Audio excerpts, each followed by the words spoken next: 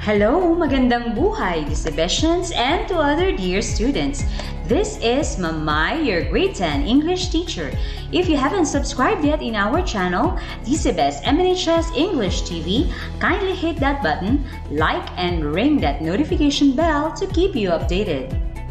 We are currently in the first week in Quarter 1 in your Pivot 4A Learner's Pocket. And today, I am going to discuss our first lesson. It is about information from various sources. At the end of this lesson, you are expected to get information that will help you identify which details are factual and not, identify certain details from different sources, and use them in various contexts. Now, there are various sources of information that you may use in finding important details and data that you may use in your daily life. These sources of information may be classified into three. These are primary, secondary, and tertiary sources. The first one, primary sources, are classified as primary if the information at hand are authentic and have not yet been subjected to evaluation or assessment. These primary sources report discoveries and first-hand information which are considered original. Here are some examples of primary sources. We have speeches, video recordings, photographs or pictures. Even your own selfie will count. Government records like birth certificate and the like. Newspapers portraying information directly from eyewitnesses. Diaries or personal journals, and your own original manuscripts and writings. The secondary sources, on the other hand, provide information, discussion, and/or interpretation of the evidence. These are usually evaluation of the primary sources. The secondary sources are also information that are written by authors who do not personally witness the event or the action that makes it a second-hand information. The examples of secondary sources are commentaries, critics, evaluations, history, and magazines that are not portraying information from eyewitnesses. And lastly, we have the tertiary sources. They serve as the collection of both primary and secondary sources.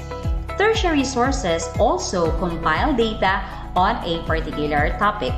And here are the examples: bibliographies, online directories, dictionaries, almanac, abstract in your research works, indices, encyclopedias, and databases.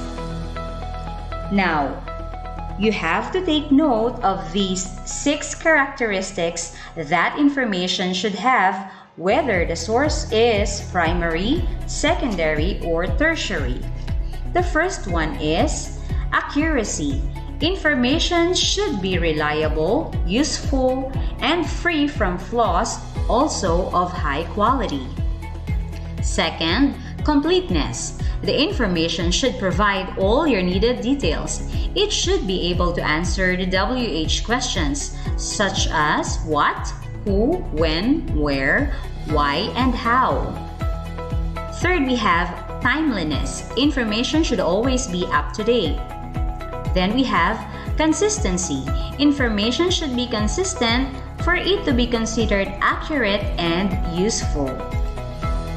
Then we have relevant. Information should suit the demand, needs, and interests of the readers.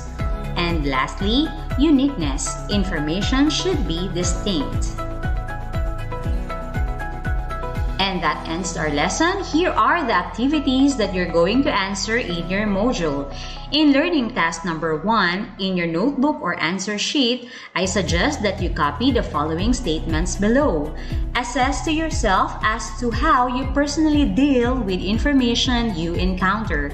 Please Put a check in every statement that you think applies to you.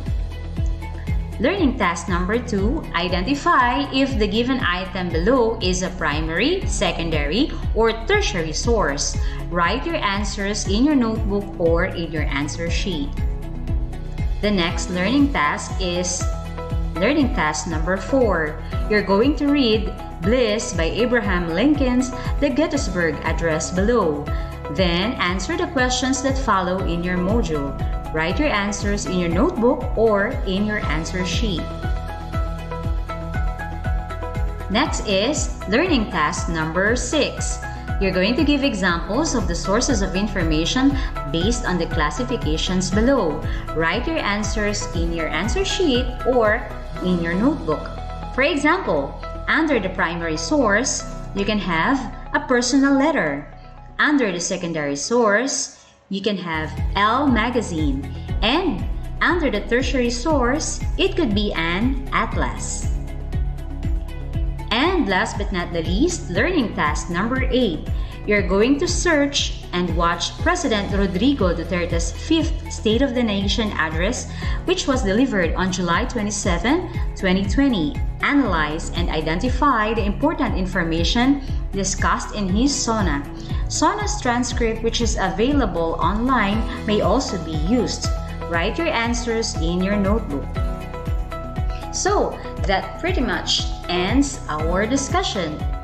We are your grade 10 English teacher in Dr. Crisogono B. Ermita Sr. Memorial National High School. I am Mrs. Myra F. Arellano, and here is Sir Larry Boy H. Bautista, Ma'am Maricel D. Quintos, and Ma'am Criselda Gomez, saying, always be safe and happy learning. We'll see you again in the next learning episode. Thanks for watching.